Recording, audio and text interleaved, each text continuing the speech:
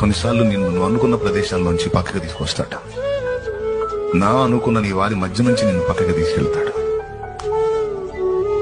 మిగిలిన వాళ్ళకి లేని అవమానాలు నీకే ఎదురయ్యేటట్టు అనుమతిస్తాడు. ఎంత అంటే నేల మట్టు. మిగిలిన వాళ్ళు బాగానే ఉంటారు, కానీ నీకు మాత్రం ఘోరమైన అవమానాలు ఎదురవుతుంటాయి. మాటలు పడాల్సి వస్తాయి. అది ఎలా ఉంటుందంటే నిటారుగా నిలిచిన రాను అడ్డంగా నేల మీద పడిపోయినట్టుంటది నీకు ఫీలింగ్.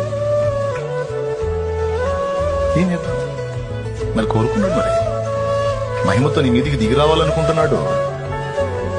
అనేకులకు